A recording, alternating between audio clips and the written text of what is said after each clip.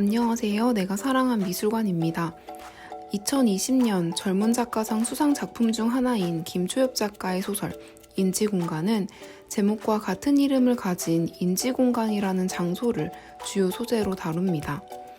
소설 속 인류는 지구가 아닌 다른 행성에 살고 있는데 이들의 뇌는 우리와 다른 방식으로 진화해 단기 기억의 경우 겨우 하루 동안만 유지할 수 있습니다.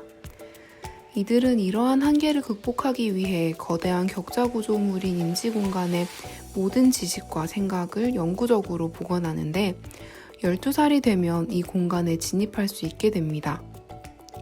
무수한 입방체들이 층층이 쌓인 공간 사이를 거닐며 사람들은 지식을 흡수하고 사고를 전개하는데 아주 낮은 층에는 공동체 생활에 필수적인 정보들이 담겨 있고 높은 층에 보관되어 있는 정보일수록 소수의 사람만이 접근 가능합니다. 이들은 뇌의 한계로 인해 인지 공간을 벗어나 사고할 수 없기 때문에 대부분 인지 공간에 대한 절대적인 믿음을 가지고 있습니다. 주인공 제나 역시 이와 비슷한 생각을 가지고 인지공간의 관리자가 됩니다. 반면 몸이 약해 인지공간의 제일 낮은 층만 겨우 접근할 수 있는 그의 친구 이브는 이 공간에 대해 의구심을 품습니다. 그는 인지공간에도 한계가 있기 때문에 그곳에 담겨있는 지식 역시 절대적인 것이 아니라 불완전할 것이라 생각하는데요. 그는 제나에게 자신의 생각을 이야기하지만 제나는 이를 터무니없고 허무맹랑한 것으로 여기죠. 그러던 중 이브는 실제로 어떤 이야기가 인지공간에 저장되지 못해 사람들에게 잊혀지고 아예 없던 일이 되어간다는 사실을 깨닫게 됩니다. 그는 인지공간의 유한한 지식이 사람들의 모든 기억을 점령해서는 안 되며 공동의 인지공간과 더불어 사람들마다 개별적인 인지공간이 필요하다고 믿습니다.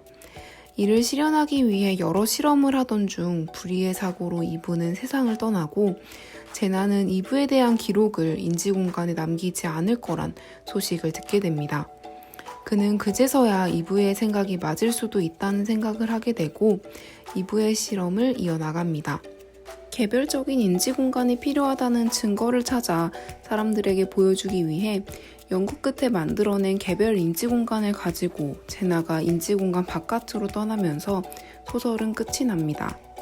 층층이 쌓인 격자로 이루어진 거대한 인지공간을 상상하며 소설을 읽다 보니 이와 비슷한 모양을 가진 양혜규 작가의 솔레윗 뒤집기 연작이 떠올랐습니다.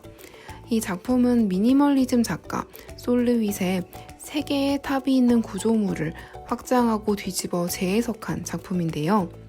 솔르윗의 작품이 입방체의 뼈대만으로 이루어져 있고 위로 갈수록 좁아지는 형태를 가지고 있다면 양혜규 작가의 작품은 우리가 일상에서 흔히 볼 수 있는 블라인드라는 소재를 사용해 입방체의 면을 만들고 솔르윗의 작품을 제목 그대로 뒤집어서 아래로 갈수록 좁아지는 모양을 하고 있습니다.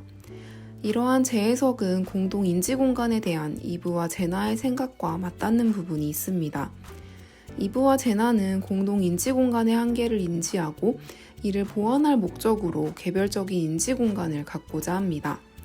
이 한계는 사소하고 개별적인 기억이나 정보는 인지공간에 기록될 수 없고 정해진 기준에 따라 기록될 만한 가치가 있는 정보만 보존된다는 데서 온다고 볼 수 있습니다.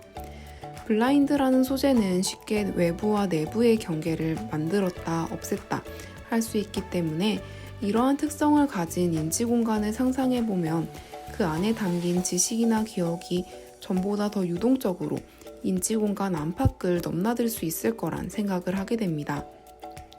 그렇게 되면 인지공간에 대한 사람들의 절대적인 믿음도 점차 약해질 것이고 약해진 믿음 사이로 개별적인 인지공간과 같이 또 다른 가능성이 떠오르게 되겠죠. 소설 속에서 제나는 인지공간의 맨 아래층에만 접근할 수 있는 이브를 안타까운 시선으로 바라보고 맨 위층에 보관되어 있는 지식을 습득해서 이브에게 알려줍니다. 양혜규 작가의 작품처럼 인지공간을 뒤집을 수 있다면 이브와 비슷한 처지의 사람들도 높은 곳에 위치한 입방체 속의 정보들을 접할 수 있게 되겠죠.